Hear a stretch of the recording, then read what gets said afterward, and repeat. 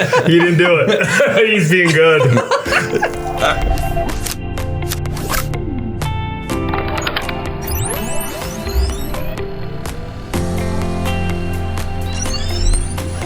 Welcome to the Immersive Lens, the podcast exploring the technologies reshaping how we live, work, and learn. From AI and virtual reality to creative media and design, we're diving into the tools and ideas shaping our connected world. My name is Paul Engin. Join us as we uncover the people and ideas driving the next wave of interactive experiences. And I'm Dave Ghidiu. This is the Immersive Lens. As promised from last week, today we start our deep immersive dive into reviewing Peaky Blinders. We're starting at season 1, episode 1. Dave? Yes. Dave? Actually, we have a special guest today. Oh yeah. I want to welcome Christine Parker, Professor of Science and Technologies and the Immersive Classroom Guru. She has spearheaded integrating augmented reality technologies into the classroom setting and even set up a pretty sweet holo room, which I'm hoping you'll talk about a little bit more today. And maybe give us a little details on how things were set up and all of that stuff. So welcome to the Immersive Lens podcast. Thank you very much for having me, guys. Happy to be here. Nice and early. Get you going for your day. It is dark 100 hours out right now. Right. Well, I thought we could start off with maybe you could give us a little bit of your background and then how you kind of got here with the technology thing. Sure. Yeah. So going way back, before I came to FLCC, I was actually a researcher in the pharmaceutical industry. And part of my role there, I worked with a lot of tech. I worked with a lot of robotics. I did a lot of experiment assay development, a lot of kind of testing of potential new, maybe future drugs. And that was kind of my first real introduction into tech and kind of equipment, machinery kind of thing. And I loved it. Absolutely loved it. And so then I changed careers and came here. This is my 17th year at FLCC. Yay! Congratulations. Thank you. And after I figured out how to be a teacher, I kind of gravitated towards the tech side of things. And I've always had that love. So I came across, of all things crazy, a social media clip back almost 10 years ago at this point. And it was a little blurb, a little article that had been done for Case Western Reserve University Medical School. They had created this brand new medical anatomy software. And the nature of the clip was, here is the anatomy classroom of the future. And I remember seeing that going, why do medical schools get to have all the fun toys? I want that fun toy. And that's the child in me and the tech lover in me. And it kind of kicked off a couple of years of, wow, this is really cool. And telling anybody I crossed paths with at FLCC about, wow, this is a really cool thing. And then it ended up being one of those hallway conversations with someone really pivotal at the college who basically said, well, why don't you apply for a classroom technology grant? And I was like, a what? And what's that? And so fast forward a couple years, got a couple of Microsoft HoloLens devices, brought them into the classroom to kind of get student feedback, kind of did a pilot study of sorts. And after seeing students' initial reaction to it, I said, okay, I think this is validating. I think this is something that we really want to try to pursue. So then that led to much bigger initiative, bringing in administration and kind of selling the idea. And we had at the time, very forward-thinking group of leadership at the college and helped enable it to happen. That's really great. Can you you said HoloLens, can you kind of give a description for someone who might not know what that is and like how you use it or what is it? Absolutely. So I sometimes describe it to my students who come in every semester never having seen this thing before as it's a computer that you wear in your head. Okay? It's a Windows-based computer and it kind of looks like this space-aged helmet, and it has a glass visor, that you can see through. Okay. So that's where many people, many of my students and many people in general have either heard of or experienced virtual reality, VR. something that's been around for decades. And this is actually a little bit different. When it was first brought to the market, Microsoft HoloLens was considered a form of mixed reality, where it kind of has the interactive elements of virtual reality, has a little bit of the elements of another not as well-known tech called augmented reality, but it was kind of a blend of the both. And what drew me to it was the fact that if I have a class of 24 students, I want them to be able to see one another. I don't want them to be in their 24 individual environments, right? So being able to still see their surroundings, see one another, but have this, in this case, very vibrant hologram in their field of view that they could engage with. It for me was like the best of both worlds. And so I just want to say, I grew up around technology, and when you described it to me, I did not understand what you were talking about. And it was really one of those things where, I went in the classroom when you were doing it, and there's 20 learners walking around, and it's this giant room that's completely empty. And so as an observer, without having the HoloLens on, I was just like, what are these people doing? They're just like walking around.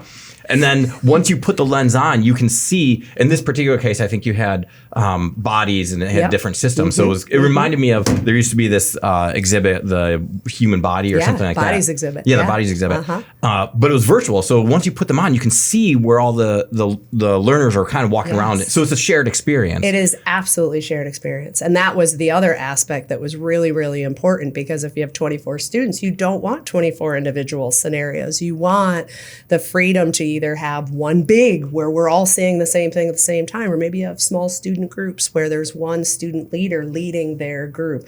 So all of that capability exists. It's really wild. I really appreciate that you had the vision to not only see it and be like, oh, this makes sense. Because if I saw that same Instagram or whatever post it was, I'd been like, there's no way that would, I couldn't make that happen. So like you had the wherewithal to make that happen. Well, I was a stubborn child. I'm like, I want that fun toy. I want it now. And that was pretty accurate, actually. But I really applaud your vision of saying, like, people need to be able to see the other learners in the class doing the same thing. That's cool. The social aspect. Yes. Yep. So what were some hurdles to, like, besides obviously talking to the right people? I know when we talk, you said that the amount of equipment that's needed, how it's stored, like there's a series of things besides just the room setup. And can you talk us through like what some of those hurdles getting started were, and maybe how you might have resolved some of them and where it's at now? So many things to talk about there. So in the early days with this technology, because it was so new, I mean, I believe it was 2017 when the first kind of developer editions of the device were kind of publicly available. And then we had gotten some that year, and then kind of kicked off officially in the classroom fall of 18. And one of the really significant early learnings was, so here you have this device that is projecting holograms somewhere into your field of view, and you have to realize that the device needs to know where it is. In order for it to accurately place holograms in a particular place, it literally needs to know where it is in the space. And like so to the inch? So the room is mapped. So, and we did know that. That wasn't something that was new in the sense of Microsoft tells you that when you buy the device. Yeah, it needs to be able to have the space mapped. One of the new things for us was like the impact that windows have. Right? And like sun comes through windows, like light comes through windows. And if you happen to turn this way and the sun is coming through the window, that can actually cause an issue. Another thing that we learned, okay, all right, great, we can map this space and have this dedicated space. But then the other thing, if you look at your average classroom and that classroom compared to the next classroom, often they're pretty similar. And so we had a lovely beige carpet and a lovely vanilla wall and lovely vanilla ceiling tiles. And all of a sudden now, and while very lovely, the device, it didn't have enough contrast. And so we, in the early days, had a hard time figuring this out until we realized oh, there's not quite enough uniqueness in this room. And so there was a lot of liaising back and forth with Case Western in the early days and running across to Walmart or Home Depot and getting some geometric carpet and get a big plastic plant and get something that is dark and light, because that's going to be really what the device sees. And so when you actually go into our holography room right now, you see some of the residual from the old days. Like, it is not, I just felt like putting modern art on the wall. Like, it was really, we had to make things unique, and I learned what the device could see really, really well and not. Like, it can see this plastic plant that we have really, really effectively. And what is it about that plastic plant compared to the mini skeleton that's next? It doesn't see the skeleton so well, but boy, does it see that plant really well. So these were some of the learnings in the early days, like how different variables impacted the experience having that device on your head. And then I want to actually come back to this, but I thought what might be interesting is talking about, could you give us a idea of what you do in it? Like, you said anatomy, but I'm not a biology major. Yeah. I'm in your class. You tell me to put this thing on. What am I doing? Am I just seeing? Yes. What am I seeing? If you could explain a little bit of like what an activity or what they're doing. So this way, when we talk about some things, people will understand like why things are set up the way they are, if that makes sense. Absolutely. Yeah. And maybe I should have said that in the very beginning in the introduction. I do actually teach human anatomy and physiology, BTW. So I teach human anatomy and physiology, and the majority of my students are aspiring nurses or aspiring healthcare workers. And so obviously the human body and how the human body is put together and how those body parts work, that is my life. And the software that I'm using on this device is a medical anatomy software. So it is basically a set of 10,000-ish assets. And when we say assets, we say body parts, right? So these are holographic body parts. And basically, I can go in and I can choose, and I create a lesson that says, okay, today we're going to do cardiovascular system. We're going to do more specifically the heart. Okay, how do I want to present the story of the heart? And so I build my lesson based on how I want to introduce my students to that heart. And so when students come in, I have already created the lesson. This is not a la carte. Oh, I'm just going to go grab this, or I'm going to grab this, and I'm going to show it to you right now. No, this is something that you do curricular development in advance. You storyboard out what the learning objectives are that you're trying to get, and then you build it, right? How do I want to show this? What do I want to highlight? What do I want transparent? And so when students come in, we basically have this running, I kind of describe it as a PowerPoint. Like, if you can build a PowerPoint, you can build a holographic lesson using this software. And so students come in, they have the content, the narrative, the words in advance, because the other part of this is I don't want them taking notes when they have a 2-pound device on their head, right? I don't want them bending their neck and leaning over and trying to take notes while they're looking at holograms. So they come in, they know they are there to simply listen, observe, engage, discuss. And so I have in my classroom, I have screens, large wall-mounted screens, 6 of them around the space, and I am actually displaying content on those screens. So if I say something and a student didn't understand what that word was, they can look over at the screen and see what that part was. And then they can go to their hologram, walk all the way around it. So it's going to be a hologram of a person, right? So this is, it's human anatomy. And so it may just have transparent skin and a highlighted heart, or a part of the heart is highlighted and part of it is transparent or labeled or neon. Those are all things that you can do with it. And so students, as we go from scene to scene to scene, they're walking around it, they're looking at it, they're comparing. I often use a couple of holograms. I'll use one that's a stripped down human being. Maybe it's just the skin and a couple of key parts, like, hey, really look at this, look at the angle, the orientation. And then, okay, hey, now direct your gaze to the hologram next to it that is a more intact human being. Now look at these structures as they exist in the proximity of everything around it in the human body. So they can sort of see both. They can see, okay, this is just the structure that I'm supposed to be focusing on for this particular learning experience. And then I can look at the hologram next to it and say, oh, that's actually what it looks like in the human body with all of the other body parts next to it. And you can walk around, right? Yes. You can actually so you can walk around it and you're 360 still degrees. And this is internal and external. So if you want to see actually inside the heart, while yes, I can make the wall of the heart transparent so you can just stand and look inside. Or if I haven't done that, you can walk up to it and put your head inside. Like a big, And like it would be not to literally, scale. It would be a much bigger heart. You don't have, you have the option. It's up to you. Yeah, so you have you the can option. I I can grab it and make it big. Oh, yeah. Okay. So I'm just curious about the instructional design. I mean, it sounds like you are like the Disney Imagineers, where it's not just like a lesson, there's this whole experience that you're shaping. Yes. Has that bled over into your other instructional design when you're not teaching in the HoloLens room? The holodeck. What do you call that room? I know. I call it I know. holodeck. Everybody loves calling it the holodeck. Okay. Yeah, it's officially called the Holography Lab, but holodeck is more fun. So yes and no. I mean, it's you as a designer of curriculum. It's all about the story. Like, what is the story you're trying to convey, and obviously the learning, that you're trying to get at the end of that lesson, of that experience. And so you actually start with the end. Like, what is it that I want them to walk away with from this? And then from there, what's the story that I want to build to get there?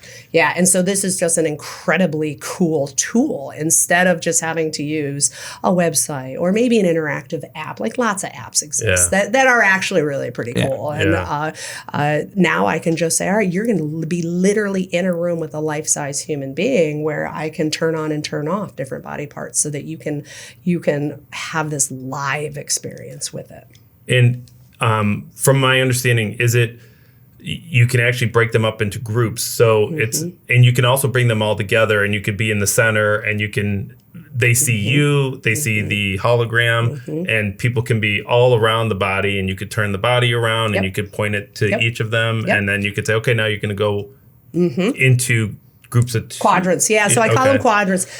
So you can call them quadrants, you can call them pods. And it's all about, like, okay, how big is your class? How many groups do you want? Right. So I can create a varied number of groups if I wish. And so it has a lot of flexibility in how you create your teaching space. And what's the number of students you normally have, and what do you think is now that you've done this for a few years, what's a good number? Because I know sometimes managing like 40 people would be like, no, I want to more focused. Absolutely. So going back to kind of that mention of early learnings and maybe some challenges. So right now I use 4 groups, and I actually think 6 might be a little bit better. And I can do 6, but to your point about classroom management, if you have 6 individual groups, it depends. Are you going to have 6 groups and then you're going to have a single teacher? Or are you going to have 6 groups where there's a student teacher in each group? Now, maybe, and we're not saying that student, quote unquote, teacher is the knowledge expert in conveying. It's a different role. It is them having the ability to control at what point they move on to the next scene. What are they making bigger? What are they making smaller? Like they serve that role. So they're really a student leader rather than a student teacher. But we say teacher because in this particular software with this tech, you have a teacher, and for the shared experience aspect, the other students are joining that teacher. That's how if you could have 6 teachers in the room and 2 to 4 quote students joining each of those 6 teachers, and then you'll have 6 different learning environments. Gotcha. Or you could have a single teacher and have the entire room joined to that single teacher, right? So the direction I want to go is having probably more like 6 groups rather than 4, and having that student leader in each group. And how many in each so you like, could have, students? Currently I will have between 3 and 6. Okay. In my 4 nice groups. Yeah. And I would love 3 to 4, right? So, I mean, we're not talking about a giant change here. But if people were think about implementing this in their own campus, I mean, the room is really the limiting factor. Yes. How big your room is. Correct. Because you really, depending on how you set up your classroom, let's say whether you have one, I'll call it a quadrant or a pod, say you have 1 pod versus 8 pods. Well, single pod, you really probably need about 8 feet. All the way around, right? Like conservatively. Okay. Certainly more is better, but yeah, this is not something that you just have 2 feet on either side, right? Yeah. So, And if you have desks and furniture, like a normal classroom, that's an issue too. Correct. And so back in the early days, this was a shared space. This Yeah. was actually a meeting space that we had identified as a room big enough. And so before every single class, we were scurrying in there and pulling out tables and pulling out chairs and laying down the funky carpets and putting the plan out, right? Because I've seen it and I see the power of it. And I think saying holograms really undersells the potency of the experience, because not like when I think of holograms, I think of like when they projected Tupac, like after he died, like at a conference. The little sticker that you do that and it like shimmers. Yeah. Or Princess Leia in Star Wars but it really is like when you walk in, you see the human bodies. Correct. And you cannot see through them. They look realistic. Correct. And so now that you've spearheaded this, and how do you convince faculty members, or how did you in the college community, that this isn't just an expensive video game, but it like legitimately is a learning tool? And I hear your instructional design right now, but what were those conversations like? Yeah, so it's funny. I remember being told in the very, very early days when I was getting this off the ground by folks at Case Western saying, well, you're going to run into kind of 2 types of people from a faculty perspective. You're going to run into people like you who see it and go, oh my gosh, I have to have that. I have to do that. And then you're going to have people that see it and go, that's really cool, but I can't do that. That's way too different. That's that's just not the way I do things, sort of thing. And it has kind of that's been pretty accurate, where it is a sort of a leap of faith. Like it is something really, really different and novel. You have to be okay going with it, just going with the flow sometimes, because sometimes this really does not work, and you have to always have that backup. Like, what happens if this really doesn't work? What am I going to do? Kind of thing. Yeah, and that's unsettling to many people. And I've certainly had lessons that go off the rails or don't go the way that I want them to, but it seems like overhead. Yeah, everybody has. And I think there's a third category of people, and that's kind of me, where I like see the power of it, but then I have like a failure of imagination, be like, well, how would I do this in like a Python class? And then maybe the question is like, well, should I be doing that in a Python class? But imagine, suspend that question. I'm not asking you to design a lesson for me right now, although. Yeah. But in your estimation, is this something that could be used across multiple domains, or? Heck yeah. Okay. Really? Yeah. Oh yeah. So here's the thing, and this is over the like we're finally getting to a place. It's been around long enough, and it's getting more familiar. I always say when someone says that, I say this is a computer. Right? It's a fancy computer, and it's a very different computer, but it's all about the software that's running on that computer. So the sky's the limit. What do you want to create? And then the next question is 2 questions. One, does software already exist for that Python experience? And if not, who can create it? Right? What is it that you want? It's all about what is it that you want to convey, and then who can build it?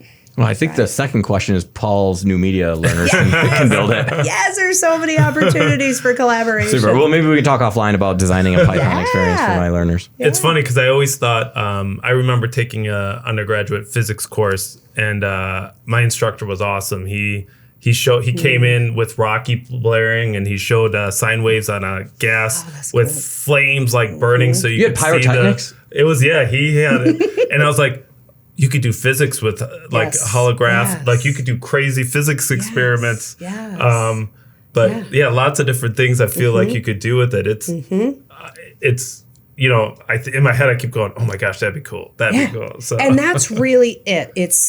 It is, back to your question, it is about having, I'll say courage, having the courage as an instructor, not just to have the idea, because all instructors have those ideas. Right. They all have those things that they think would be super cool in their discipline, but go for it, right? I mean, there's worst case scenario, you can't create it, or it doesn't, it can't be created within the confines of what you're looking for. Right. But maybe it can, right? So, and I think this is kind of evidence of that. And when it does work, it's like, wow, really, really cool. That's awesome. So I'm going to go back to the support. You mentioned TA, but I also remember hearing you say you need a little bit of IT love when you're doing this. Yes. Can you just talk a little bit about that? Because the way you're set up, it seems, and correct me if I'm wrong, you have like a teacher station area that you get all the things ready. Your HoloLenses are all in a cart that are charged because they need to be charged, right? So there's some type of process that goes through it. And to your point, they don't need to have the knowledge of anatomy, but a support. Yep. There needs to be an additional support. Yes. Like, can you talk a little bit about why and what are they doing before you come into class, if that makes sense? Yes. So it's absolutely the case. In the early days, we had a lot of IT support because it's tech, and that's the natural fit. And in the early days when we ran into challenges like, why is my hologram on the ceiling? Right? And it's like, oh, this happened, right? So back to that initial description of, wow, it actually makes a big impact if your room is not distinct enough or sun is blaring in the front visor of the device. It can actually lead to your device losing its room map, and therefore your hologram. Go find your hologram. Who knows where it is, right? So, but along those lines, there's a couple different elements to the support side of things. There is the actual IT support in that. Okay, software updates. It's a computer, right? Yeah. It's a unique computer, but all of the computer-y type things that go along with that, and system updates, you don't just push a button and send it to all devices, and that's a challenge. And this is not the same for all devices. But in the case of the HoloLens, you can't just push an update to all devices and have them magically update all themselves. There is actually a step that a human being has to do on each device, and so there's that, and that's something that needs to be done on a pretty regular basis. There's remapping of the space that needs to be done, because if you put 24 bodies or 26 or 28 bodies in a room, the device starts mapping them in. And so at the end of that class, and you go and you look at your room map, you see all of the residual, there was a body there was a bag there, and so for the most part, that's fine. But if that goes on and on and on and on, it can deteriorate the experience. So you just want to refresh the room map. So those are things that but really, it doesn't necessarily have to be IT specific. If you were talking about getting new devices and getting them going, yes, that's definitely more of an IT role, install, uninstall kind of thing. But for the classroom support itself, it doesn't necessarily, it definitely doesn't have to be IT. It's just what we did initially, because these were folks that were super interested and super invested in this. But it needs to be, so what happens prior to class? Well, it's really helpful if you have 10 minutes between classes that you have someone come in, fire up the screens, get 4 devices going, get one of them in quote teacher, launch the lesson, have 3 others that are in, and as if they were students, for that student 10 minutes into class, who their device kicks off. Rather than monkey around and trying to troubleshoot, no, just go grab another device. We have to have those set up. And so it seems like this little thing, but it is actually can be very disruptive to your classroom experience. If nobody is there or no devices are there, and then all of a sudden you have to stop class, because I have to stop class. Or if batteries die? Yeah. Is that... I have never had that Come on, really? I think my phone's going to die in 5 minutes. That's impressive. I should never say those words out loud, but I have actually not had that happen. How much training is it for the learners? Like, could I bring a class in there and you could give them like a 30-second spiel and they'd be fine? Not 30 seconds. So I train all of my students. I orient them in advance of their first class. So I'm doing this right now. I have my first lesson with my particular classes right now in week 3 of the semester, which means week 1 or week 2, everybody has to have that orientation because they need to learn how to fit it to their shaped head. They need to adjust light. They need to practice hand-eye coordination because you're using your hand as your mouse, right? And so if your desktop is in front of you, where does my hand have to be in relation to that desktop? It sounds like a simple little thing, but that's actually what students struggle with the most. Interesting. So I like them to make mistakes. Hand fatigue. I was doing like some Pro. VR and the Vision Pro, and you get the nice thing about Vision Pro is that I don't need to have my hand out here. With the HoloLens, you need to, and for the folks at home, I'm putting my hands in front of my face.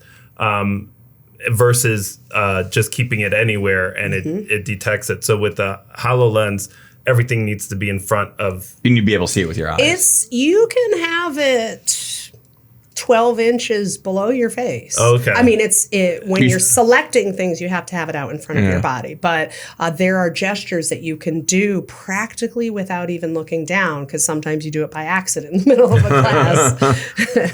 Nice. Interesting. So yeah, every student gets an orientation. It takes about 30 minutes by my standards, because it's just, I don't know. I'm sure people can do it faster, but I usually take about a half hour. But it's worth investing time because you're doing it for the whole semester. 100%, yes. So beyond the cool factor, are you seeing a measurable difference in test scores or long-term retention since you've implemented this? Yep. So way back in the early days, we did some kind of small-scale, quasi-experimental design, basically asking, hey, do students who have this HoloLens, and the software that I use is called HoloAnatomy, do students who have this HoloLens and HoloAnatomy experience perform any better? And at the time, we used a particular, we had 2 shared assessments across all of our, the classes at the time that I was teaching this in, and so that was what we looked at. And the short answer is yes. They were performing better on there was a laboratory exam on laboratory exams.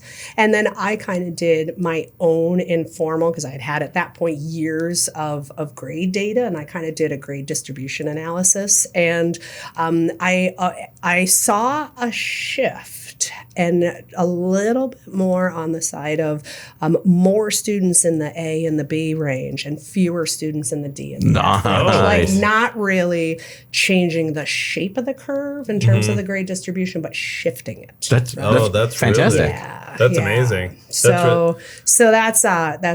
That was very validating in those early days. Yeah, okay, this isn't just that shiny new toy that we actually think this is having an impact on learning. That's great. And by chance, did you try other apps as well, or how did you come to this one? You know. Yep, I did. So there was another one. No, there weren't a lot at the time. So basically, let's reframe this a little bit with regards to the device. Okay, so again, it's the computer, fancy computer. I need the software that runs on this device. Right. And 10 years ago, there actually weren't a lot that ran on this device. There was one, and I looked at it, and while cost was similar, it didn't have as robust shared experience, right? So I had limits on the number of students that I could have. And so that was a no for our classroom design. And then the other aspect was the freedom of curricular design. That's huge. I didn't have to buy a pre-existing curriculum and just use that and have no choice to make my own or edit it. Yeah. That was very significant. Was that freeing for you? Or was it like, the sky's the limit, now I can do whatever I want, I'm not pigeonholed by a publisher's pack or something like that? It was absolutely very freeing and very daunting. To the question of, to other instructors, why getting them on board with this, sometimes there is comfort in, I don't have to create everything. Right? And so that's sort of where we're at now, that, every instructor does their own flavor and their own preferences and their own emphases. We have a set of curriculum right now that's been created, and I'll say, sure, use it and modify it, make it your own. And if you improve it, let me know. Let me know what you did, because in no way, shape, or form am I saying my curriculum is the be all end all best, because it's not. So now that Microsoft has discontinued HoloLens, Oh man. are you? Oh man, So thanks sad. guys. You guys are making me feel like I didn't do it. What a buzzkill. I didn't do it. Who let this guy in? So, well, first of all, it's a Windows system, so it's still Windows. I mean, it's still, you could still run it. There's no, are you planning on continuing with HoloLens with the Windows? Are you thinking about shifting to another tech, or what are your thoughts? So great question. Yep. So this was spring of 24, summer of 24 that, right? 20, yeah, I'm trying to get my dates right here, that Microsoft dropped that bombshell, and we all had many months of mourning. And so it's being supported through 2027. So I am still using it right now. So they'll give updates. Correct. Okay. Yeah, so we are still using it right now, and it happened to align with when I was on sabbatical, and so I ended up sort of shifting some of the focus for my sabbatical to, wow, okay, let's do some device research, because I know what I want, and I learned a great deal about devices that were out at the time, and there are devices, so obviously some other devices that are very prevalent in the field that were a natural look for, hey, this might be the next evolution of what we use. And for better or for worse, I haven't identified identified the device that I really want. I have device alternatives, but I don't love them. Yeah. But I mean, 2 years is a long time for other devices to come to market. Exactly. And that is that's the plan that we have. That is the approach that we have taken. Your approach is yeah, we were able to procure a newer set of devices, and that has replaced our 4.5-year-old supply. And so that's going to hopefully hold us through the next year and a half. And there is some promise. I kind of have a sense of what I want, and I am hoping within the 6 month to a year and a half time frame, I'm going to have that. I'm going to know where I'm going. And I just want to the problem isn't because we've talked about like the meta glasses before and augmented reality. It's not full lens, but it'll be there. Yeah. But then the whole other component is you need to be spatially aware of the room. Yeah. You need hand and eye tracking. You need 6 degrees of freedom. You need and so I really, a year and a half ago, was thinking, I want to go smart glasses. Because who wants to wear a 2-pound thing on their head or have this massive unbalanced thing pressing on the front of their face, which is what it's what a lot of VR devices do. And so, it would be really slick to be able to just put on a pair of glasses, but a lot of them don't have all that hand tracking. Yeah. And now there are some of them do. Some of them do. And so I have my eye on some, I suspect at the end of the year that's where I'm going. So I've identified a smart glass manufacturer that they are the device that I like. They're coming out with a replacement of that device this year. So I'm eager that by the end of this year, I want to see what that next device looks like. Well, I can't wait to see. Yeah. And I know there's a few more immersive learning experiences coming, and maybe once they're implemented, we can have you come back. But can you tell us a little about the immersive room? Yes. Okay. I've been hearing rumors. Yes. Yeah. What is this? Put those rumors to bed. Tell us what's going on. So while I love my holography work, the overarching broader concept is this idea of immersive learning, right? It doesn't just have to be wearing a device on your head, a VR device, an AR device, an MR device. It doesn't just have to be wearing this device on your head or using a tablet or a cell phone that may have AR experience. There are entire classrooms that use 360-degree camera and interactive walls so that you can walk into an immersive environment and not have to have any hardware on your physical body.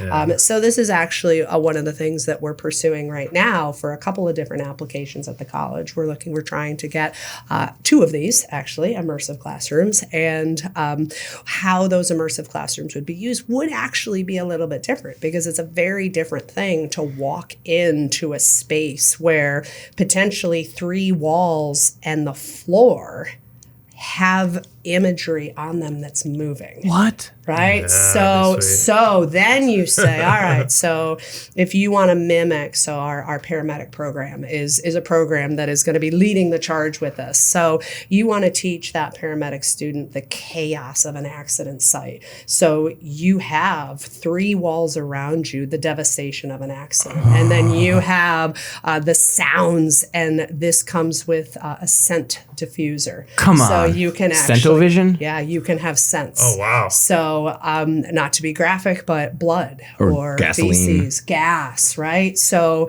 how do you mirror or mimic the chaos that a first responder experiences, right? You don't, and this is a huge challenge in the training of future paramedic students or future healthcare workers, right? The chaos of an operating room or of an emergency room, right? So why not have that immersive experience? So from a skills training perspective, this is hand catered for skills training in very specialized environments. So if you have certain equipment that you need, you can take that equipment and put it into a space and build the environment around it. That is so, you know, and so it's less graphic. I always think like, could you imagine doing art history or architecture? Easy. You could go The in. Coliseum or... Oh, yeah, you could go, Completely. okay, so we're at the Coliseum today. Yes. Let's look at the ionic, Yes. you know. Exactly, the columns, yeah. And that's natural, like any kind of faraway place that you want to have your students experience, that's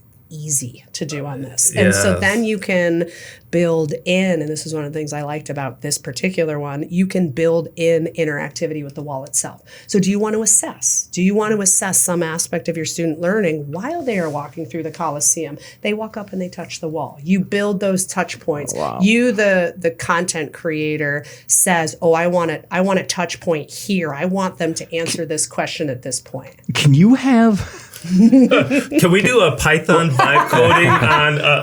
I was gonna go the opposite way. Could you have like people in drama classes be character actors? Yes, so you can green screen. Yeah. Oh my goodness. Yeah, you can That's absolutely. So let's say you have a recording of a neighborhood and you want to actually put in actors to mimic a particular thing happening. Yeah, you can do it. Oh, That's going to be cool. So maybe our theater students could act in some scene creation. It opens it up to, Sure I mean, from architecture to, I mean, you could do physics again. You new could media. Do new media. Oh, you could do under ocean, underwater exploration, So right? Go to the Mariana Trench, right? Yeah. I feel like the future of education, like I passed it because I haven't even been doing HoloLens, and now you're on to the like this like entire. I'm a child who likes shiny, sparkly things. Me too. Me too. Let me join you. Please, absolutely. So I figured, thank you so much, but I was thinking if you're okay with it, we'll end with a little lightning round, and we'll just, do you think, we'll ask you a few questions, and then do you think that you could try to answer them in like 10 words or less? We'll see. Just, and if you go over, you know, Then this podcast is over. Yeah, we're done. It was nice having you. Can I use my pen? Yeah, 1, 2. Wait a minute. All right. Do you want to start it off? I'll start off. What is the number one mistake educators make when trying to use new technology? I'm going to say... That you just burned 3 Oh words. my gosh. We won't count those. Being too rigid. Right. Being too rigid? Being too rigid. Okay, I like that. very good. Yep. All right. If you could only have one for a classroom, a state-of-the-art VR headset or a simple whiteboard, which are you choosing? And VR, it could be AR. All I right? was just going to say, I don't want VR. Either one, VR or AR. Can I ask a follow-up question before I use my 10 words? Yes. Can my students have paper in place of the whiteboard? Sure. Well, that's not my question. Sorry. Well, Or do I have to teach with one or the other? you have to teach with one or the other, keeping in mind in your AR world, you could have a virtual piece of paper. Mm-hmm. Okay, I'll let you. AR. AR? Mm-hmm. Oh, I like her answer. Yeah. I like her answer. What's one piece of tech you're dying to get your hands on for the classroom that doesn't quite exist yet? I want that mixed reality smart glasses that does all of the degrees of freedom that I need and has shared experience. We're close. I think Tony Stark actually has those. Yeah. So, Go X-Rail.